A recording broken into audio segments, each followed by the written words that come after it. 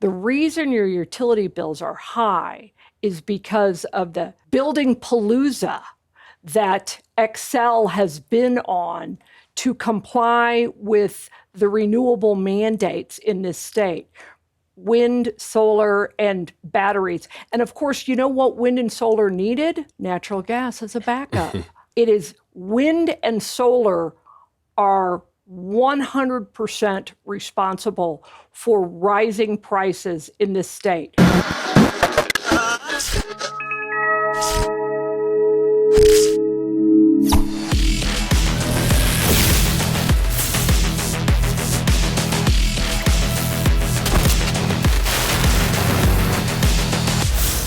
All right, ladies and gentlemen, welcome back to another episode of PowerGab, your go-to show for all things energy and environmental policy right here in the state of Colorado. I'm Jake Fogleman, joined as always by my co-host Amy Cooke.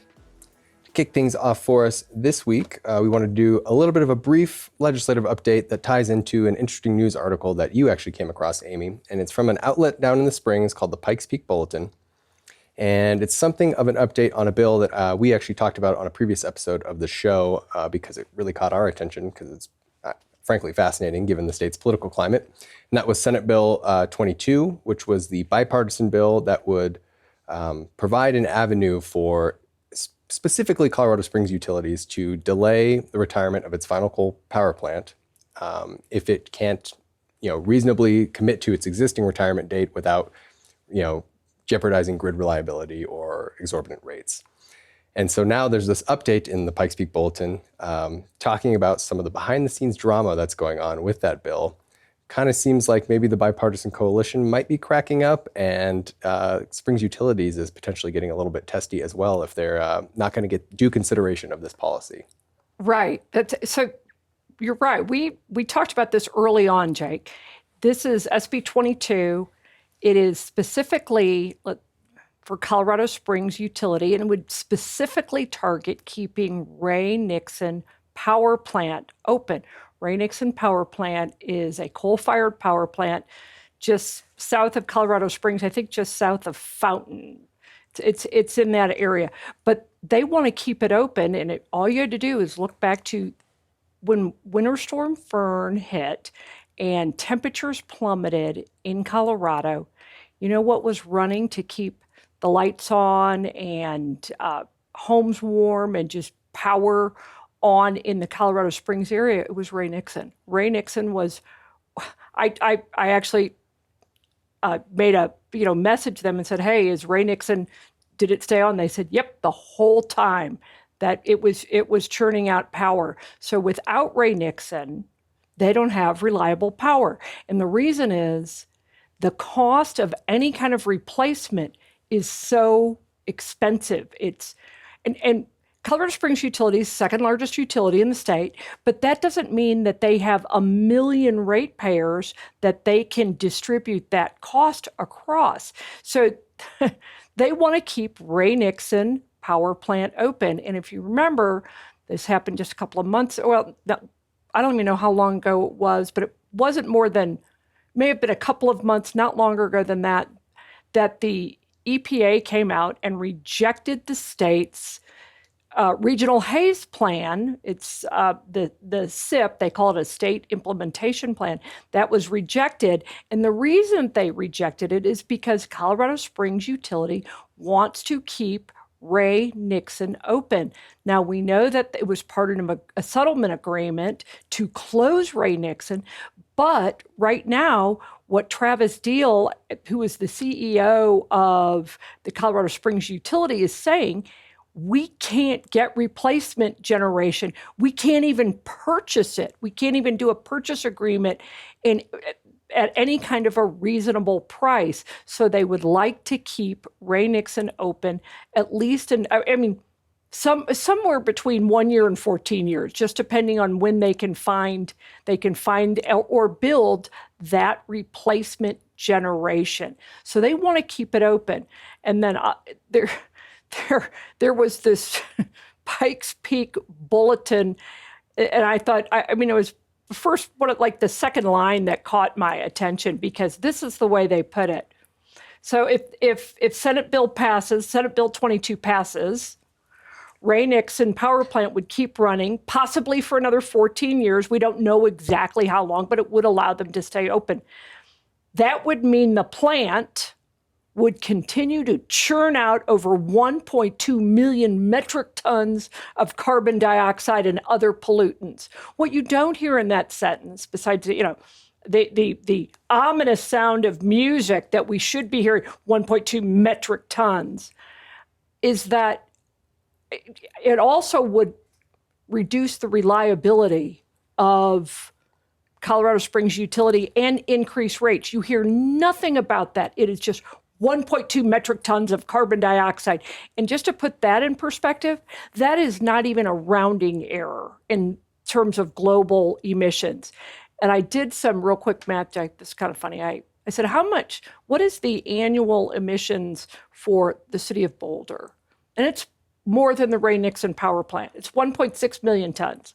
So I would actually, if I had to choose between the two, I'd take the Ray Nixon power plant and get rid of the city of Boulder.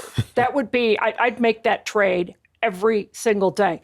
But there's more to this, and I'll let you get into that side of it, that sort of the horse trading that might be going on behind the scenes. Just real quick before I do that, just to kind of piggyback off what you mentioned, where they emphasize at the top of the piece, like what this means for carbon emissions. But 7 paragraphs down, you get to sort of the other side of the equation where this journalist mentions that Ray Nixon alone, just that one plant currently accounts for about 25% of the city's power. So, quote, shuttering the plant is no small loss. And then it goes on to say, especially at a time when Springs Utilities has received at least 10 requests to power data centers.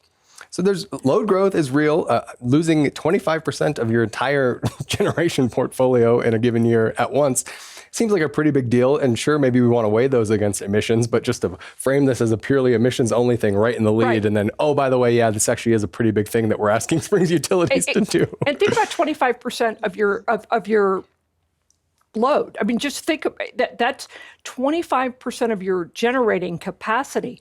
To replace that, you couldn't do an equal number of megawatts in wind and solar. You'd have to 10x that. Right. So that was part of the problem. Part of the complaint and why they want to keep Ray Nixon open is because Travis Deal, this is probably about a year ago now, came back and said that they tried to field requests for wind and solar projects to replace Ray Nixon. And he said bids were coming in 50%, 60% higher than the city had previously been informed that they would cost and that they had budgeted for.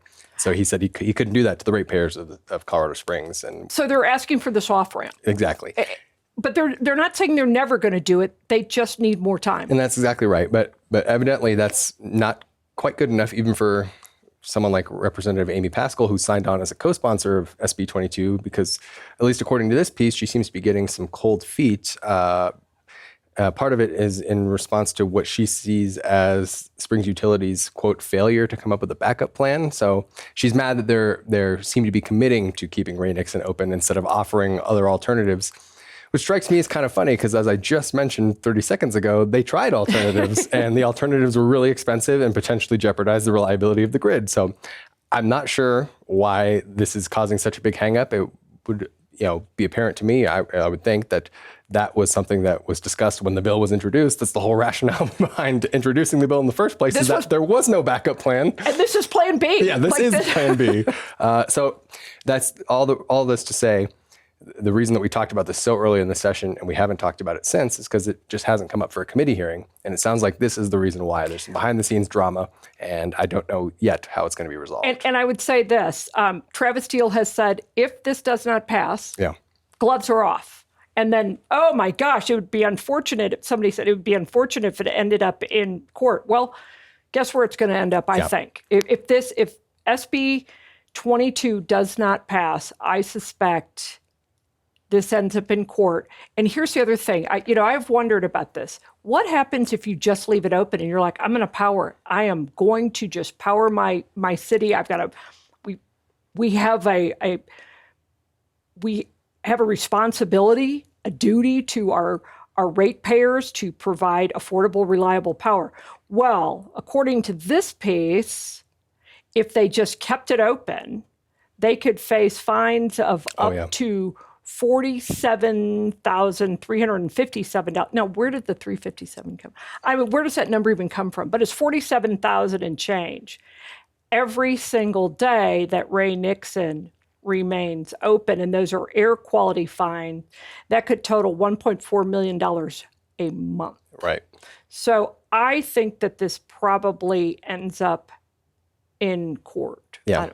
Which is a place that the environmentalists, it's a place they're comfortable being. That's right. Home field advantage for them. That's right. Because, by the way, they're already suing the federal government for rejecting the Regional Haze State Implementation Plan, which the feds rejected because they say you can't force Ray Nixon to close when it doesn't want to close. Yeah. No, it's a good point. So, a lot of this is still in the air, obviously, and we'll keep you up to date on what happens with this bill. But I think I agree with your analysis that this seems like it's probably destined to end up in court, whether that's this year or in future years, because if you have on one hand, the environmental groups and the legislators saying we're not going to budge, and then you have the Springs Utility CEO saying, well, then the gloves are off, I'm doing what it needs to be done.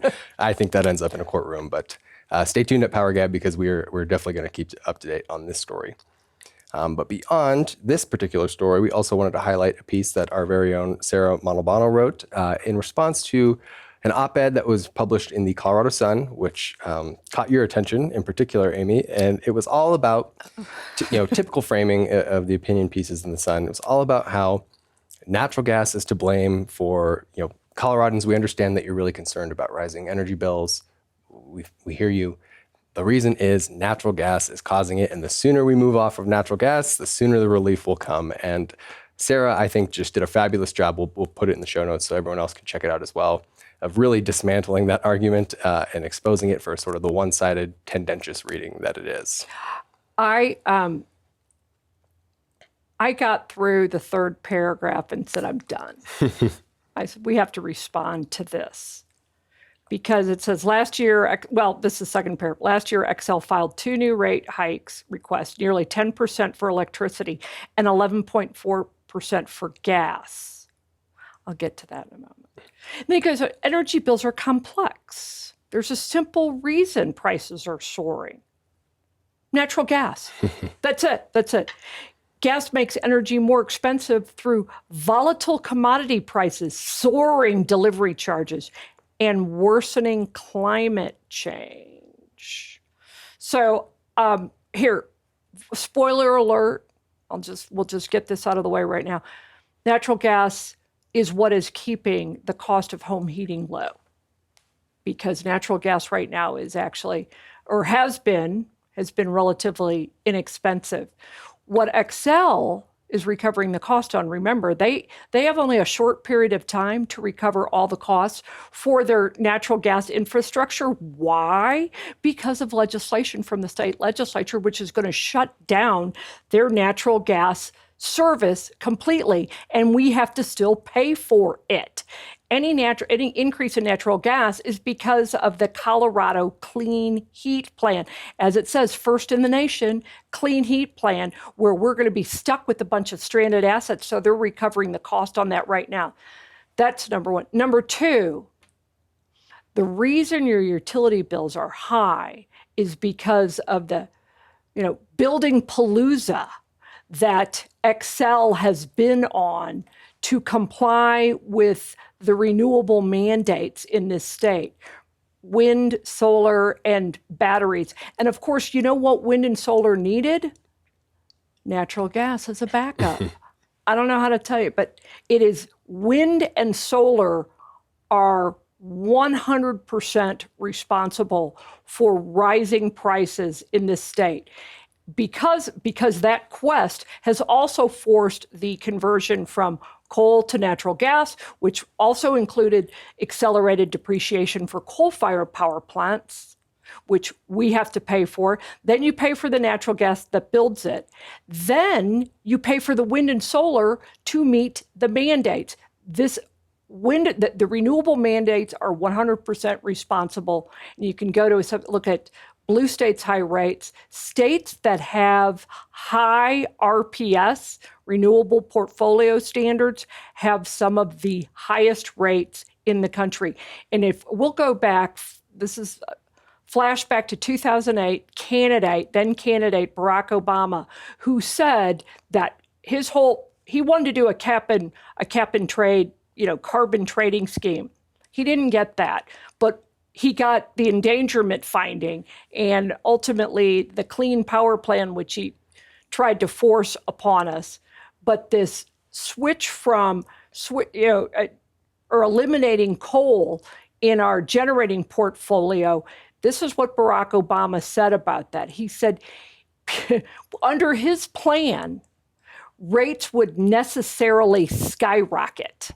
That was his statement. We are living that right now because Colorado took him seriously. Well, and just to give you a sense of how one-sided this, because certainly natural gas can contribute to rising prices. We saw that when Winter Storm Uri happened and there was a sudden spike in the market. But they talk all about, well, Xcel is profiting off of this and they get a 9% to 11% return every time they invest in the gas system. And they just conveniently left out basically everything you just laid out, that, oh, by the way, that same return on investments definitely still applies on the electric side when you build wind, solar, and batteries. And Sarah, what I love about her piece, kind of breaking this down, she points that out. Yes, that also applies to the very technologies you people are calling for in this piece. But the building palooza, as you call it, she puts numbers to it because Xcel has come out and said that they're investing more than they ever have in the history of the company, a $60 billion capital plan to comply with state energy mandates. And it's like, what do you think an investment of that size is going to do to energy bills? So it's just always interesting to see what one-sided arguments make it into publication.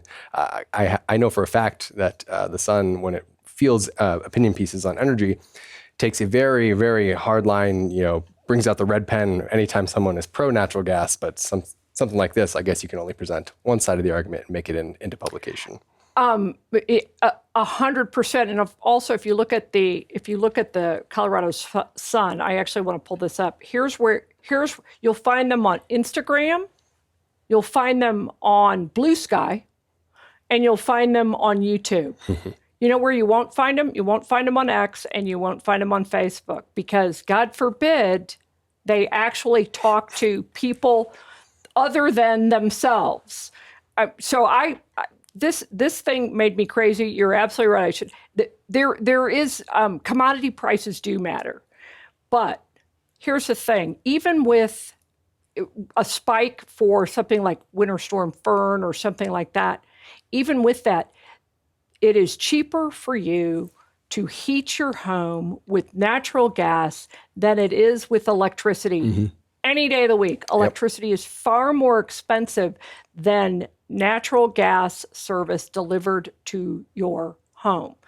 It is way cheaper. And that's part of the problem with this clean heat plan, getting off of natural gas and then putting everything into electricity. The build out for that, 60 billion, it's going to be, let me make no mistake, it's going to be way higher than that, way higher. Yeah, that's just a start, that's for sure. But it gets into something that, outside of just the Sun piece, sort of the profit angle that, they're trying to ding Xcel on here. There was another piece in Big Pivots that we can also drop in the show notes as well, but related to Xcel just filed its latest 10K with the SEC, which kind of, you can get a sense of their profits and how they did over the course of the year. And there's, it prompted all sorts of complaints that frankly come out every time Xcel's 10K comes out, complaining about Xcel is just profiteering just too much. And it's all these environmental groups like the Sierra Club and 350 Colorado that are stomping their feet and saying the PUC needs to put a stop to this. We demand that they take this serious. The monopoly utility is profiteering. And this is one of these kinds of stories that really sets me off too, because again, these people aren't stupid.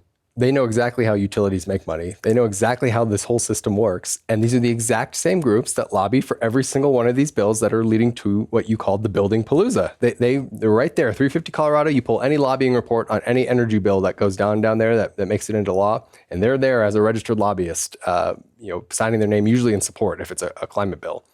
And so for the exact same people who have essentially just given Xcel the green light to build anything under the sun that's potentially renewable, to then come back out and say, well, we're taking a stand against the evil profiteering monopoly utility. It's complete crocodile tears. It is. It's all fake. It's all fake because they are, and they've actually been at the Public Utilities Commission since, probably 2000, maybe early 2000s, telling them we have to shut down coal-fired power plants. They have been protesting. And shutting down those coal-fired power plants ahead of time is costing the state a fortune. Shutting down Comanche 2 and 3, it's something like $700 million. That's in a very short timeline. They have to recover that. Then building out more. Yeah, you're right. These people aren't stupid. They know exactly how utilities make their money, and they're perfectly fine with them profiting when it's a wind and solar, some kind of gigantic facility out east. And that's the other thing. Not in their backyards. It's always somewhere else. You don't see those things in Boulder. Can you imagine if we said, you know what, we're going to just blanket the Flatirons with nothing but solar panels? I would. You would see NIMBYism like you've never seen in the history of the state of Colorado. All the rich Boulderites would. Let's put it all over the Flatirons. Yeah. But these people they're sophisticated. They're interveners at the PUC. That's right. Yeah. They are part of settlement agreements. They agree to the ROI on these investments. They know exactly what they're doing. Yeah. They know exactly how these utilities make money, and they're perfectly fine with it. Yeah, that's why I just felt it was important for us to bring that up because I've seen a couple of news articles actually sort of quoting this line and allowing these groups to come, give these quotes about how they're taking a stand against utility profiteering. But we want our listeners to be informed and know better that this is purely cynical. This is not them taking some righteous stand. This is them, shedding crocodile tears essentially for the results of what they directly lobbied for. So it's important to get that message out there. Last quick thing we want to touch on comes to us from past PowerGab guest, Dave Thielen, and a post that you really liked of his on his Substack, Liberal and Loving It. For folks that remember, we've talked about his blog on the show many times before because he often writes very interesting things on energy policy. But he has a new post out as of today, as we're recording this, and it's just titled A Sensible Energy Policy for Colorado. And Dave is a Democrat, and he'd even probably call himself a progressive Democrat. But I love Dave because he sees what we see and now can't unsee it, and has made he's decided that he is going to make it his mission to make sure that the rest of Boulder and all the other liberals, Coloradans, know that our energy policy, as he said, our present energy policy, specifically the carbon reduction emissions, are a disaster. They're expensive, inefficient, borderline impossible, and we need to reset. This is what he says the priorities for all energy policy should be. Here's one: provide sufficient, reliable power. Then he says replace coal plants. 3, provide power at the lowest possible price. Then he said, 4th on this list, then you get to reducing carbon emissions. Make it be that. He said, wind and solar is not going to do it. He does say, and the thing is, the existing legislation is not going to get us some wonderful environmental nirvana in 2040. This is what he said. It's going to jack up rates, which will lead to a Republican resurgence here, which will then revert us to sanity under a Republican state government. Which had to taste like acid coming out of his mouth. Yeah, it was like vinegar. You're right. You're 100% right.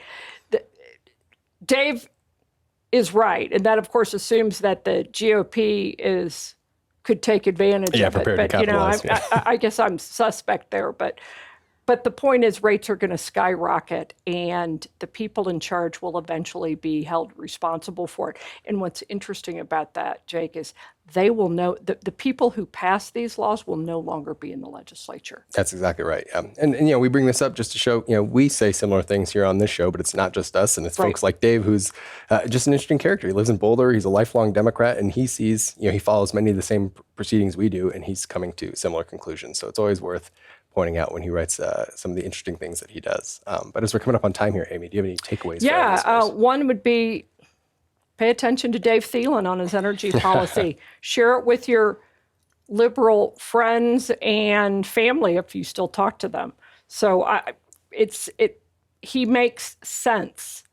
And maybe that's why we love him so much. So on other things, you may not like him, but on energy policy, you will. So listen to or read Dave Thielen at Liberal and Loving It. We'll drop that in the show notes. And then this whole thing about wind and solar being cheaper and natural gas being more expensive, don't buy it. Don't buy the crocodile tears on the left. Don't buy they're literally at this point propaganda. It's just nothing but propaganda that is coming out regarding wind and solar and this, utility profits and everything else. Remember Barack Obama, rates will necessarily skyrocket, and we are living that today. So when they tell you wind and solar is cheaper, it's not true. When they tell you, oh my gosh, we're so upset about utility profits, don't buy that either. But lastly, what do we do?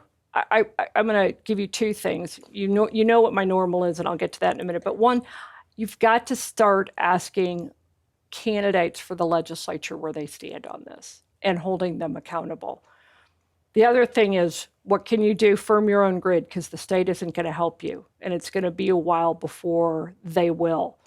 So firm your own grid. That means get a generator, or a bank of batteries, get something so that you can power the most important devices in your home, which brings us to our Predator super quiet inverter, 2,000 max starting watts, 1,600 running watts. All you have to do is drop a pithy comment on our YouTube channel underneath one of our shows that began at beginning of the year and will go through the legislative session.